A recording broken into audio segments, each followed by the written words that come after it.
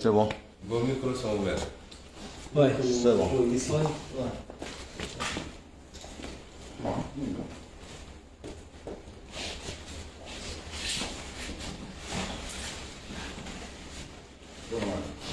Voilà, c'est C'est bon, pare nga ñëpp. C'est bon. Ok. Ouais. C'est bon. C'est bon.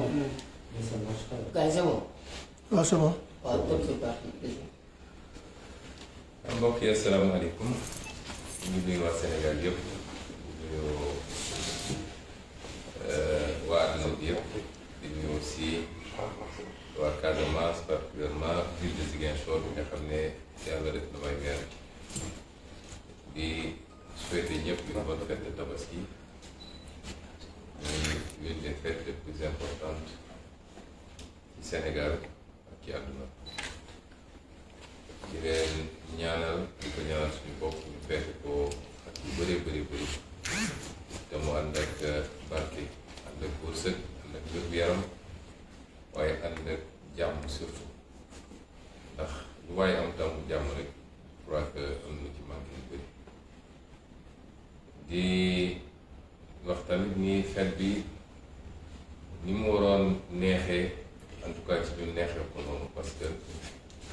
jamono jii ñu koy feete am na fii ci Casamance diggante Ziguinchor ak Bignona ñaari famille yoo xam ne ñu ngi dund naqar te dara tegu leen ko ñu dul assassinat mooy rey boo xam ne rey bu nit tey la ñu def ko ci seeni doom mooy li xewoon ci manifestation pacifique waaye Macky Sall joxe ndigal pour ñu tiire ci ay nit ñoo xam ne yow ñu woon ngàndaay yow ñu woon dara li ci gën a métti nag mooy gannaaw liñ leen faagagalee ci anam boobu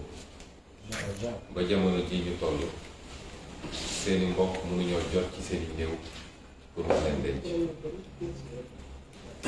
ñuy wax nag Sénégal ni nañu arbitre nañu anticiper ci yenn yi balaa muy jur loo xam ne dina doon musiba ndax tey procureur mi ngi nangu ay néewu jàmbur procureur Ziguinchor jamono jii ñuy wax moom ma nga dem toog Dakar ak njabootam di tabaski waaye bàyyi ñii ak seen naqar boo jëlee kaaw bi ñoona bi ba léegi lànk nañu ne duñu delloo néew waaye lànk nañu wax sax nit ñi lan moo rey xale bi li ñuy wax genre de mort boo ñëwee fii si fi joon dañoo def seen rapport te def nañu autopsie ni xale bi li ko rey du bal waaye arme blanche ñu ne leen kon yoon may nañ ñu def ñuy wax contre expertise te contre expertise boobu famille bi am na sañ-sañu jaare ci avocat am tànn ak expert ñu tànn ak expert boo xam ne ci ñi gën a xarañ la ci Sénégal ndax chirurgien la médecin légiste la waaye c'est le moom mooy le deuxième expert en balistique au Sénégal procureur lànk ne famille bi amul droit tànn expert ne day bind ordre des médecins pour ñu tànnal ko noonu expert mooy li mu dooroon te teg ko ci loo xam ne du dëgg ndax xam na ni xale bi dañ ko dóor bal te force de sécurité ñoo ko dóor bal lii injustice la ba famille yooyu tey xamuñu lan la ñu tabaskee waaye muy benn injustice yu bëree bëri mooy saa su dara amee rek fii Casamance rawatina Macky Sall dina yónni ay itam ne leen dóor leen ay fetal ñu rey ay nit diggante mars 2021 ak tey 2022 juróom ñaari xale rey nañ leen ci manifestation yoo xam ne yoruñu gannaay yoruñu dara loolu moo tax ma feddal li ma waxoon mooy Macky Sall dafa am problème ak Casamance ndax président de la République warul doxalee noonu ak benn pàcc ci réew te lii amul feneen fu muy am ci Sénégal waaye mu gën a garawati tey ku ñu jàpp ci manifestation Dakar li ñuy njëkk a laaj mooy ndax Casamance keroog dem nañu ci procès bi ñuy déglu nit ñi kenn ci xale yi ñëw na taxaw ci kanamu juge bi ak kanamu procureur Dakar ne ko biñ ma jàppee dañ ma laaj ma tudd laaj ma sama carte d'identité ma santu Casamance yi dugal ma ci fourgonne ne ma yéen ñëpp ay rebelle ngeen loolu suñu force de vote est-ce que loolu moo war a doon seen taxawaay te loolu mosul am fii ci Sénégal bi Sénégal di nekk ci Sénégal bu léegi yu mel nii nag suñ ci anticipé wul yàq na ay réew yu bëree bëri ñii di wax nag naan Ousmane Sonko li mu wax dafa garaw dama ne quand on n'a pas le courage de dénoncer l'injustice il faut avoir la pudeur de se taire quand on dénonce l'injustice man kenn mënu maa booleeg Sénégal yàlla li ma may ci Sénégal defe naa du ma ne kenn amu ko lekk waaye néew nañu ko am ñiy wax ñëpp bu ñu àndoon Bawol maa leen ëpp mbokk Bawol bu ñu àndoon Siin maa leen ëpp mbokk Siin bu ñu demoon Saalum noonu bu ñu demoon Gànjool maa leen fa ëpp mbokk bu ñu demoon Waalo maa leen fa ëpp mbokk parce que yàllaa ma may loolu ci ñi mu boole ci samay parents ba ma bokk fépp kon man mënuma am xalaat luy xaajale Sénégal waaye bu ma amee sañ-sañu taxaw fii Casamance wax li ma wax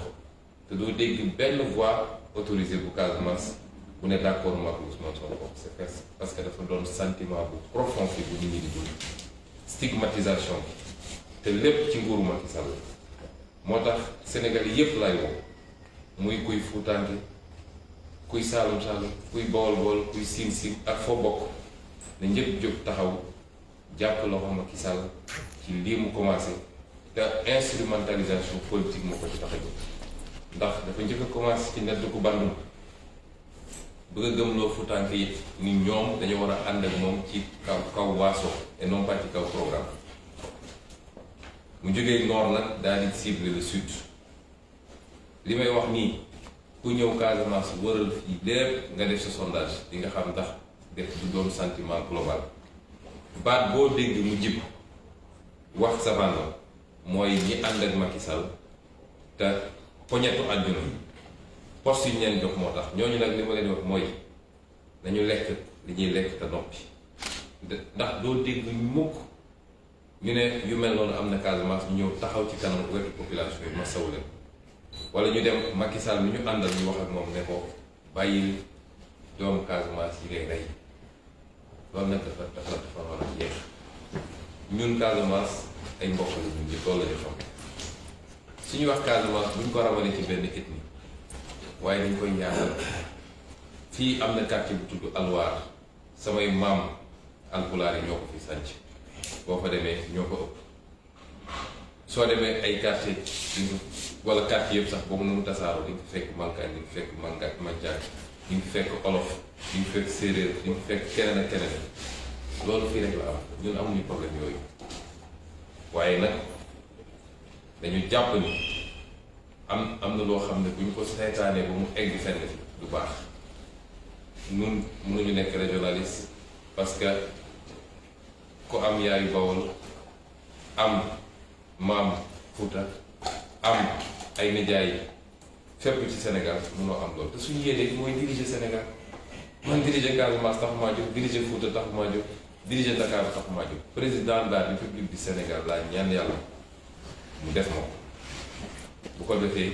li ñu am ci xalaat ak yéene ci Sénégal ak ci Afrique ñu def ko ba ñëpp gis coppite loolu moo ñu tax a jóg kon tey feetu joie la tey bésu joie la bésu mbégte la bésu bànneex la waaye am na tey ay Sénégalais yoo xam ne amuñu bànneex boobu te leen ko xañ mooy li ñu faat seeni doom ba pare nangu seeni néew ni duñ leen ko delloo loolu bu ko dénoncé wul rek ngeen jégal mu ci kàddu gi doon ci dëkk ñi wax tamit waa Ziguinchor ñi nga xam ne ñooñu wóolu ba dégg ñu mairie bi ñu leen di dellu gërëm ci confiance boobu am na liggéey bu ñu sumb waa Ziguinchor yëpp a koy gis juróomi weer rek la ñu defagum ci mandat bi te fu ñu jëm bu soobee yàlla Ziguinchor dina soppi ndax li ñu suñu gis-gis leer na suñu programme xam nañ ko ñoo ngi teg jéego yi nga xam ne moo ñu war a yóbbu fi ñu bëgg a jëm ñépp ñu gis li xew ci dëkk bi te lépp nag ci engagement wu Ziguinchor waaye ñun loolu la ñu gëm li ñu gëm mooy ni ñu ko gëmee fii la ñu ko gëmee ci Sénégal tàllal loxo di yelwaan suba ngoon loolu defar bu réew lii defar réew mooy waa réew mi takk seen digg gëm seen bopp nangu làmb seen poos ci li ñu bokk ñu xool ni ñu koy dajale ba defar seen réew loolu la ñu commencé expérimenter fii ci Ziguinchor bu ngeen seetee li jëm ci nettoyage dëkk bi ak curage caniveau yi naam wax nañu ay entreprise ñu abal ñu ay matériel waaye volontaire dëkk bi ba leen delloo njukkal ay xale yoo xam ne woo nañ leen buy si ba léegi nii amul kenn kuñ ci jox 10 000 francs ñoo takk seen tubéy wag seen yére dem dugg ci caniveau yi dugg ci marché yi defar dëkk bi ba tey jii ñëpp xam nañ li muy taw si coor bëri na waaye ñu ngi sant yàlla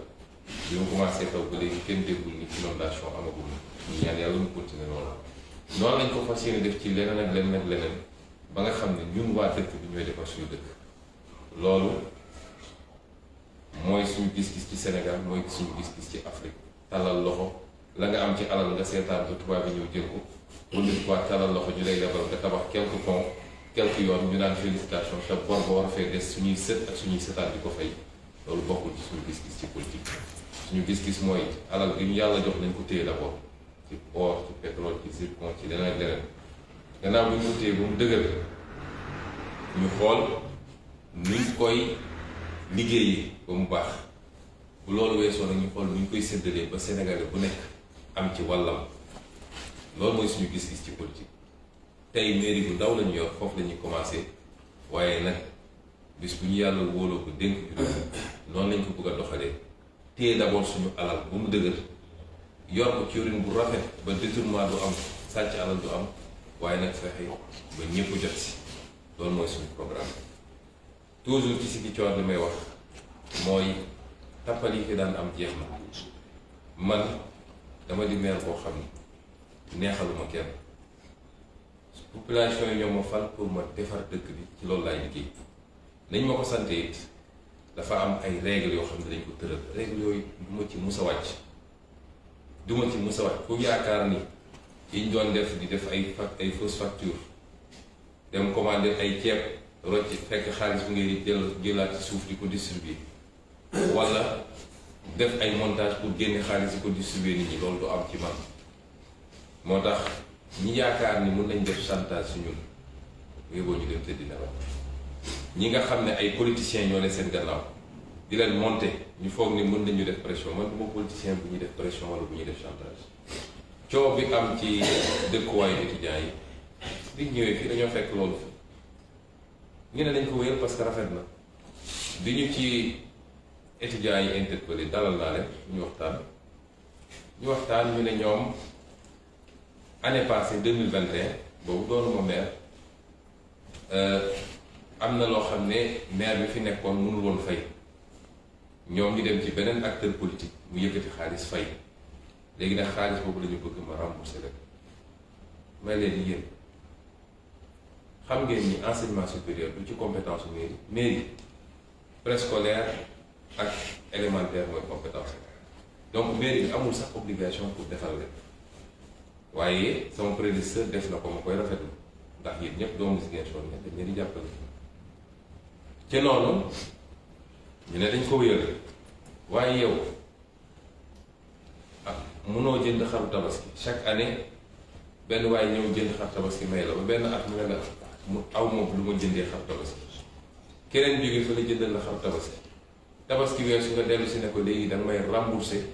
xar bi ma këlee jëndal loolu est-ce que jaadu may leen li ñuy fay ba pare weesu na il faut s'orienter vers l'avenir amee lu ñu kenn dara bailleur bi bu ñu interpellé dinañ ko fay tout de suite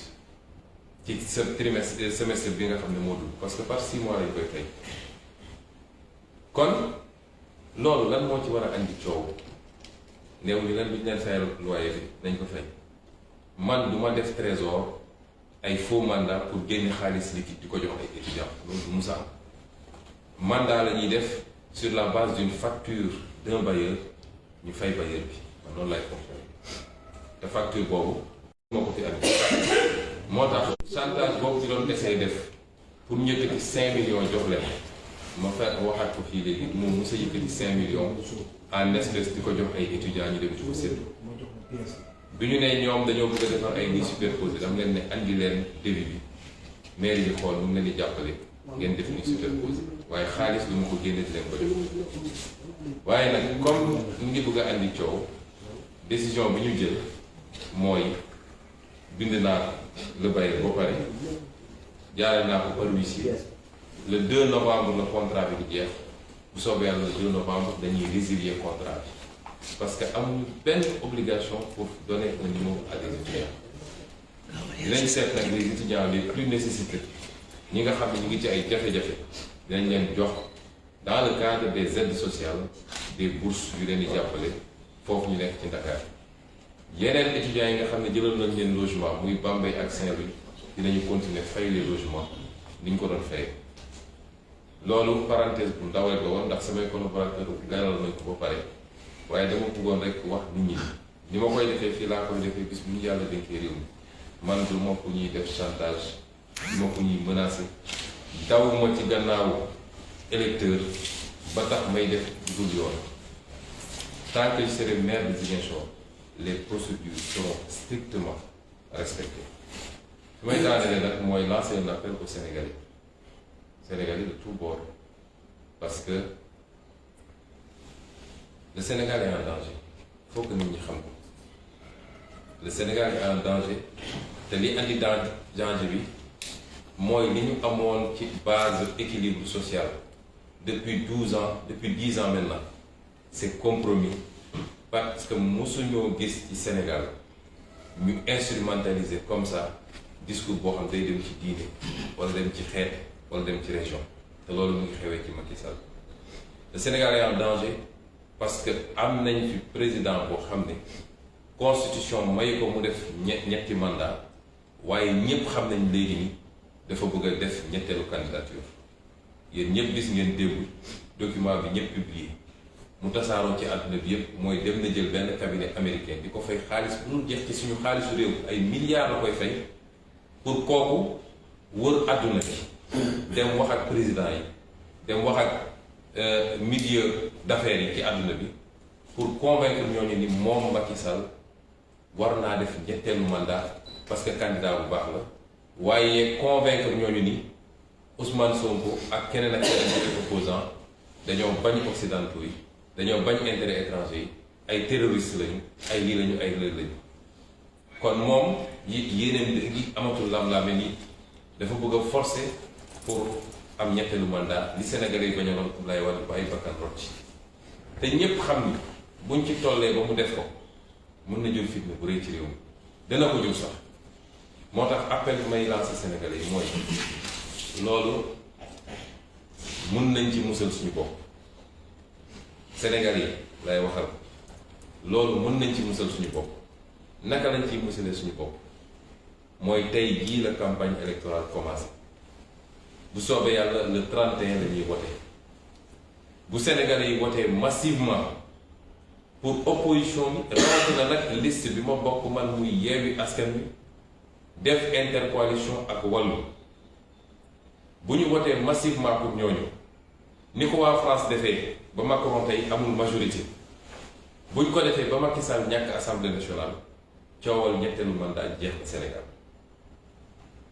ma bamtu ko parce que c'est très important mun nañu musal suñu bopp ay fitna ay jéeye yoo xam ne xeex dina am bakkan dina rot ay nit nañ ci gaañu mun nañ ko musal suñu bopp te loolu soxlawul ñu xaar ba 2023 soxlawul ñu xaar ba 2024 mën nañ ko am ci 2022 bi mu ngi jaar ci la mu ngi jaar ci yow Sénégalais bi su dee bëggoo Macky Sall yee fitna ci réew mi ci ñetteelu mandat am nga possibilité ci le 31 juillet bii ñu dëgmal nga xam ne ci la ñuy dem vote ji élection législative pour xam kan mooy téye assemblée nationale am nga possibilité boobu mooy su ngeen votelee Yewwi Askan Wi ci coalition bu mu def ak Wallu ba jox ñu majorité absolue assemblée nationale coow loolu dina jeex ndax Macky Sall dootu fi tudd ñetteel mandat at bi koy desee ak ñeenti weer yi koy desee ci réew mi dina xool lu muy jubale rafetal taxawaayam daal di dem mais ak ci jàmm ak salaam te coow bu jib ñi ne di wax nag ni opposition bu jëlee majorité ci assemblée nationale réew mi day taxaw wax ñu leen lu am de opposition bu responsable bu jël assemblée majorité loolu may réew loolu may réew ki nga xam ne moom la ñu jiital ci boppu réew mu xam ni amul sañ-sañ boo xam ne lu ko neex def ci réew mi amatul sañ-sañ ku ko neex mu dóor ku ko neex mu tëj ku ko neex mu jox ko ay milliards ci xalal alal réew mi lu ko neex mu signé loolu amatul sañ-sañ bi loolu mooy andi équilibre ci réew mi bu dee nag gannaaw dàq fitna bi mu tudd bu dee yéen Sénégalais bëgg ngeen am lu leer nañ ci réew mi ni ñu ko yoree woon ci jamono jooju yëpp te lu ñu mën a taxaw ci ay commission d'enquête parlementaire suñu pétrole bi suñu gaz bi suñu zircon bi suñu géej gi ñu jaay suñu suuf si ñuy joxe su dee bëgg ngeen loolu lépp leer jox leen opposition bi majorité absolue ànd ak li muy yombal Macky Sall dootul ñeme yëkkati kàddu bu mu waxee lu jëm ci troisième mandat ci Sénégal kon élection bi ñu dëgmal moo ëpp solo sax élection 2024 ndax moo mën a musal Sénégal ba faw ngeen war a xam nag ni àdduna yépp mu ngi jël bëtam teg ko ci Sénégal àdduna yépp ñii parce que seeni intérêt yu rëy rëy la yoo xam ne Macky Sall signal na leen ay contrat yoo xam ne yu bon a bon ci Sénégal la waaye lu baax a baax ci ñoom ña ca des parce que am nañu njàqare ci démocratie ak stabilité Sénégal parce que Sénégal dafa mos a nekk réew mu stable malgré problème yi ñu ci am kon yow citoyen Sénégal bi bul raté rendez-vous bi nañu farlu suivre campagne bi ba su 31 ba ñépp génn taux de participation bi doon taux de participation exceptionnel ñu voté massivement pour l'opposition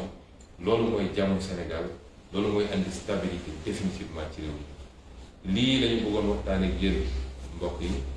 ci réew mi waaye ci fii si Ziguinchor ak ci wax joo xam ne saa su taxawee rek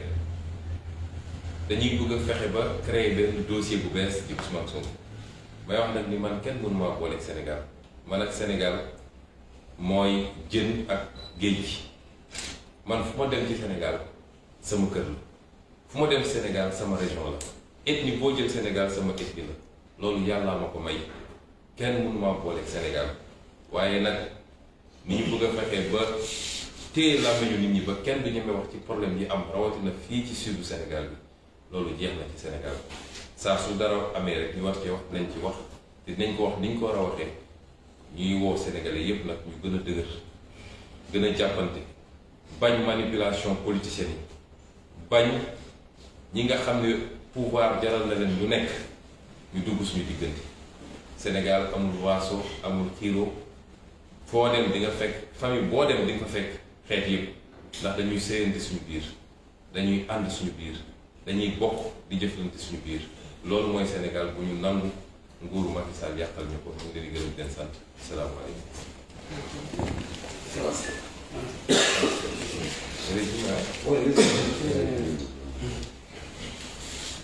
Chers compatriotes sénégalais, chers amis africains, je profite de cette occasion qui est la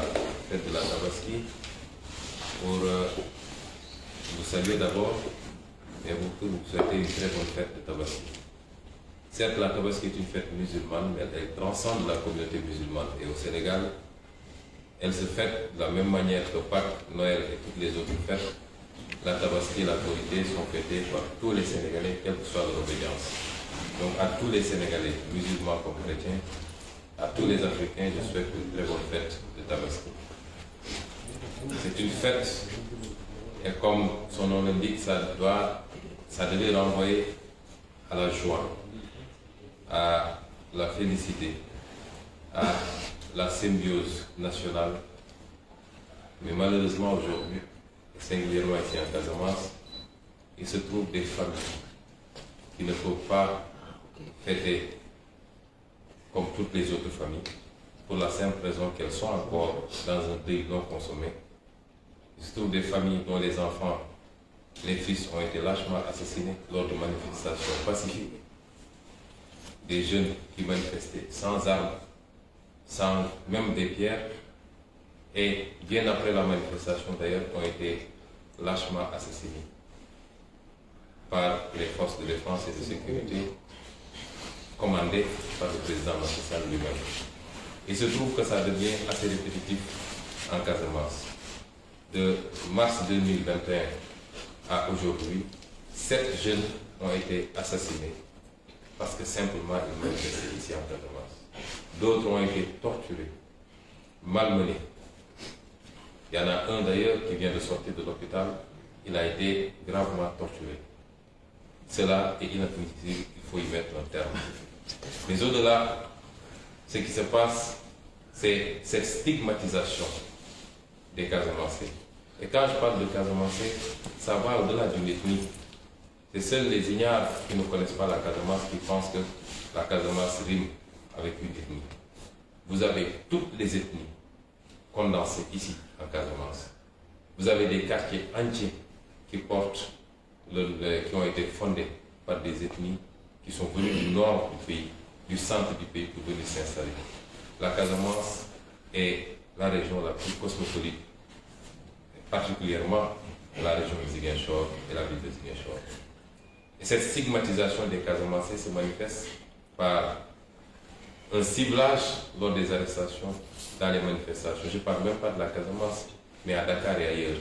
où des forces de défense et de sécurité se permettent de traiter les ressortissants de la Casamance arrêtés dans les manifestations systématiquement de rebelles et de les malmener. Personne ne nous a de dénoncer ces pratiques. À tous ces moralisateurs qui profitent de ma sortie pour rier sur les médias et décréter des propos d'une extrême gravité, je leur dis, vos leçons, vous pouvez vous les garder. Je n'ai pas besoin de vos leçons si vous n'avez pas le courage de dénoncer ces dérives extrêmement graves et qui ont fini de créer un malaise général ici en Casamance. Ayez au moins la pudeur de vous taire. Je n'ai pas de leçons à recevoir de vous. Nous dénoncerons comme je l'aurais dénoncé si ça s'était passé dans une autre zone du Sénégal. Parce que mon ambition, moi, ce n'est pas de diriger la Casamance. Mon ambition, c'est d'être président de la République du Sénégal. Et je dirais à ces gens-là, personne ne peut me mettre en mal avec le Sénégal, parce que du brassage qui a prévalu à ma naissance, il ressort que je suis un citoyen sénégalais. Je suis aussi bien à l'aise dans le nord, au centre, au sud, parce que j'ai des parents éparpillés un peu partout. Je ne peux pas tenir un discours régionaliste. Ces pratiques que les Casamancés sont en tête du livre, je les aurais dénoncées si elles concernaient des Foutanké ou des Baol ou des Saloum Saloum, je les aurais dénoncées avec la même vigueur, sinon beaucoup plus de vigueur. Et aujourd'hui, je tiens à informer l'opinion de ce qui se passe réellement. Les familles ne peuvent toujours pas entrer en possession de la dépouille de leur enfant. À Bignona, le procureur refuse de restituer le corps. Le corps est gardé par la gendarmerie. Et il refuse de donner le genre de mort. À Ziguinchor, ils ont prétendu avoir fait une autopsie pour conclure à une mort par arme blanche, par un objet contondant. Les familles ont souhaité faire la contre-expertise, ce que la loi leur permet. Les avocats ont retenu un expert qui se trouvait l'un des meilleurs de sa spécialité, chirurgien, médecin légiste et en même temps deuxième expert balistique au Sénégal. Parce que dans le cas d'espèce, le procureur peut librement choisir pour faire l'autopsie, la première autopsie, soit de saisir l'ordre des médecins ou de désigner lui-même. Mais quand il s'agit de contre-expertise, c'est la famille, par la voix de ses avocats, qui a le droit de choisir un expert. Et le procureur refuse cela. Il vient d'adresser un courrier au président de l'ordre des experts pour lui demander de désigner un autre expert, ce que nous n'accepterons pas. Ce procureur aujourd'hui a kidnappé les dépouilles mortelles. Les familles ne peuvent pas consommer le deuil. Lui, il est parti tranquillement passer sa tabaski à Dakar avec sa famille. C'est particulièrement injuste. Ces assassinats ciblés, ici, en Casamance, cette stigmatisation des Casamancés doit impérativement cesser et le seul responsable s'appelle Macky Sall. Voilà un homme qui n'a jamais digéré ses défaites en Casamance. Depuis sa défaite de 2019, il n'a pas mis les pieds ici. Pourtant, il fait le tour du Sénégal. Mais qu'à cela ne tienne, il est libre de le faire, mais qu'il arrête d'assassiner de jeunes Casamancés pour des manifestations pacifiques et non armées. Nous ne l'acceptons pas, nous le dénonçons, et je maintiens tout ce que j'ai dit. Macky Sall a un problème avec la Casamance. Que ça plaise ou pas, je le dis. Quand il arrêtera de stigmatiser les Casamancés et d'assassiner des manifestants, nous pourrons revoir ce jugement. Pour le moment, je le maintiens intégralement et entièrement. Et dire aussi que nous poursuivrons ces procédures. Les familles auront la patience qu'il faut cette fois-ci, jusqu'à ce que les contre-expertises soient faites et qu'il soit établi que ces jeunes ont été assassinés par des forces de défense et de sécurité qui n'avaient pas besoin de tirer sur des manifestations à main nue. Et que ce soit le point de départ pour que cela cesse, qu'on n'ait plus à utiliser ces méthodes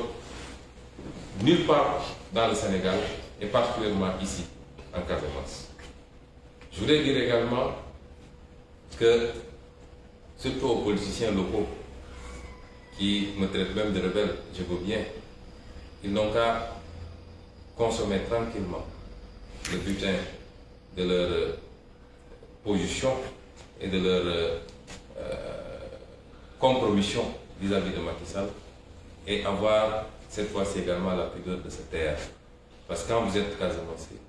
quand vous êtes Sénégalais tout court, quand des gens sont assassinés de manière froide et gratuite, vous n'avez même pas le courage de le dénoncer. Vous n'avez même pas le courage d'aller dire, d'aller présenter vos condoléances aux familles. Vous n'avez même pas le courage de dire à Macky Sall, même si c'est votre allié, votre président de parti, que c'en est trop et qu'il faut qu'il arrête, vous devez avoir la pudeur de vous taire. Je vous le dirai que moi, je suis venu à Ziguinchor pour faire un travail et je vais le faire, s'il plaît à Dieu, avec des résultats probants. Le niveau du débat politique n'est pas à ce niveau-là. Il a prié à telle mosquée ou à telle autre mosquée. Il refuse de prendre mon mouton ou mon cochon, etc. Ça, ce n'est pas un débat politique. Je n'ai pas du temps à faire avec ces débats mineurs. J'ai un mandat des Ziguinchorois. Je serai au service des Ziguinchorois entièrement, mais dans la droiture et dans la vertu. Ce que j'ai toujours appris, ce que je me suis toujours évertué à faire, ce qui a fait que j'ai fait 15 ans de service public aux impôts et domaines. Personne ne pourra vous dire que j'ai une fois flanché dans les procédures. J'ai une fois flanché pour avoir été corrompu, ou alors que je me serais livré à de la concussion. C'est la même chose que j'appliquerai ici, à Ziguinchor, et demain c'est la même chose que j'appliquerai si je suis président de la République du Sénégal. Instrumentaliser des jeunes étudiants qui manipulent d'autres étudiants et qui ne leur disent pas la vérité, c'est des méthodes qui ne marchent pas avec moi. Ce qui s'est passé avec les étudiants, vous l'avez suivi, j'en ai tiré une conclusion. Nous n'étions pas tenus de faire parce que nous n'avons pas de compétences en matière d'enseignement supérieur. Nous voulons bien aider, mais si ça se transforme en manipulation politique, j'ai décidé simplement de résilier ce contrat à partir du 2 novembre et à la place de voir les étudiants vraiment nécessiteux qui sont dans certaines situations et de leur allouer des bourses d'études pour les aider à supporter les difficultés d'existence à Dakar particulièrement. Pour les autres, nous maintenons les logements qui ont été pris particulièrement à Bambey et à Saint-Louis. Je voudrais dire à ces acteurs politiques que la politique c'est autre chose, c'est les idées, c'est les programmes, mais la politique c'est surtout conquérir la confiance des populations par un discours et par un comportement. Ce n'est pas en allant piller des caisses là-bas à partir des responsabilités qu'on occupe, venir distribuer de l'argent à gauche, à droite, qu'on va conquérir cette confiance des populations. S'ils ont du mal à suivre le rythme que nous leur imposons, cette autre façon de faire de la politique, je ne suis pas responsable, je suis désolé. Et les choses vont changer, ça va commencer ici, et s'il plaît à Dieu, ça va aller plus loin. Je voudrais également lancer un appel aux Sénégalais parce que c'est extrêmement important. Nous savons tous maintenant que Macky Sall est décidé à faire un troisième mandat. ait décidé à déposer une troisième candidature. Parce que troisième candidature ne rime pas avec troisième mandat. Le président Abdoulaye Wade avait décroché sa troisième candidature, il n'a pas obtenu un troisième mandat. Nous savons tous que Macky Sall est décidé à faire une troisième candidature. Et nous savons tous que ce sera le début d'une instabilité chronique dans ce pays. Parce que ce que les Sénégalais n'avaient pas accepté pour Abdoulaye Wade. Et lui, il était là, à la place de l'Obélisque, à se battre contre la troisième candidature d'Abdoulaye Wade. Ces Sénégalais ne l'accepteront pas pour Macky Sall. Mais il ne fait plus l'ombre d'un doute. Vous avez vu qu'il vient de commettre un cabinet américain à qui il paye des milliards des impôts des Sénégalais. C'est très grave. Pour aller faire son lobbying auprès des institutions internationales, auprès des chancelleries étrangères, auprès des présidents étrangers, auprès des milliers d'affaires internationaux, c'est-à-dire ceux qui l'intéressent lui, parce qu'il n'a jamais été le président des Sénégalais, il est le président des lobbies étrangers, pour les convaincre de valider sa troisième candidature. Parce que dans son entendement, si ça passe au niveau international, les Sénégalais, ce n'est pas son problème. Il va faire marcher des chars sur des cadavres, mais il aura sa troisième candidature. Je dis que nous allons vers des lendemains extrêmement sombres. Et ces lendemains sont assombris par la boulimie du pouvoir de Macky Sall. Nous avons la possibilité de préserver le Sénégal, d'épargner le Sénégal de ses soubresauts. Chers compatriotes, nous avons une chance unique d'écarter définitivement toute possibilité d'évocation d'un troisième mandat. Ça passe par quoi? Ça passe par un vote massif le 31 juillet. Un vote massif en faveur de la coalition Yewwi Askan Wi et de l'intercoalition Yewwi Askan Wi Wallu. Parce que si Macky Sall perd l'Assemblée nationale, le débat du troisième mandat est derrière nous. Je veux que les Sénégalais en soient conscients et convaincus. S'il perd l'Assemblée nationale, on ne parlera plus du troisième mandat. Si on lui donne encore une majorité, il va en sortir regardé, il va immédiatement engager le débat du troisième mandat qui risque de brûler ce pays. Est-ce que nous souhaitons cela? Absolument non. Et à ceux qui vous disent que si l'opposition est majoritaire, le pays sera bloqué. Dans combien de pays l'opposition est majoritaire? Aujourd'hui en France, le président Macron n'est plus majoritaire, il a une majorité relative mais pas absolue. Aux États-Unis, à toute élection de mi-mandat, à 90%, c'est l'opposition qui arrive majoritaire au Sénat et au Parlement. Et ça n'a jamais bloqué le pays. Si vous voulez aujourd'hui, au-delà de l'aspect stabilité du pays, si vous voulez également que nous commencions tous à travailler, à se réapproprier notre pays, à avoir toute la lumière qu'il faut sur la manière dont ce pays a été géré, particulièrement dans la gestion de ressources naturelles. Par rapport à la corruption, vous entendez des proches du président qui gardent des milliards dans le chambre, alors que le Sénégalais, le petit Gogol, ne peut pas se payer un mouton. Par rapport à la gestion de tous les secteurs socio-économiques de ce pays, il faut confier l'Assemblée nationale à la majorité. Ce sera confier l'Assemblée nationale à l'opposition. Donner la majorité à l'opposition. Ce sera une opposition responsable qui ne bloquera pas le pays, mais qui encadrera les pouvoirs du président Macky Sall. Parce que comme dit l'adage, pour que la démocratie marche, il faut que le pouvoir puisse limiter le pouvoir. Or, vous avez vu que la justice, et une bonne partie de la justice, est phagocytée par le pouvoir exécutif. Vous avez vu que l'Assemblée nationale n'a été l'ombre que d'elle-même pendant ces 5 dernières années. Si vous voulez avoir un contre-pouvoir, il faut aujourd'hui faire confiance et voter massivement à l'opposition, qui, pour les 15 ou 16 mois qui resteront pour les mandats, le second mandat et dernier mandat de Macky Sall, cette opposition-là se chargera d'encadrer de manière très responsable l'exécution du pouvoir et des décisions exécutives. C'est cela que je voulais délivrer comme message. Nous vous remercions encore une fois. Nous vous souhaitons une bonne fête et nous vous demandons, quelle que soit votre république, quelle que soit votre région, quelle que soit votre appartenance, nous vous demandons de dire non à cette volonté clairement exprimée par Macky Sall de compromettre l'un des rares acquis extrêmement solides du Sénégal, c'est-à-dire notre cohésion sociale. Disons non qu'on soit du nord, du centre, du sud, qu'on vive au Sénégal ou à l'étranger, levons-nous comme un seul homme et disons stop à cette instrumentalisation des régions ou des ethnies pour faire de la politique. Je vous remercie et vous souhaite une bonne fête. Merci.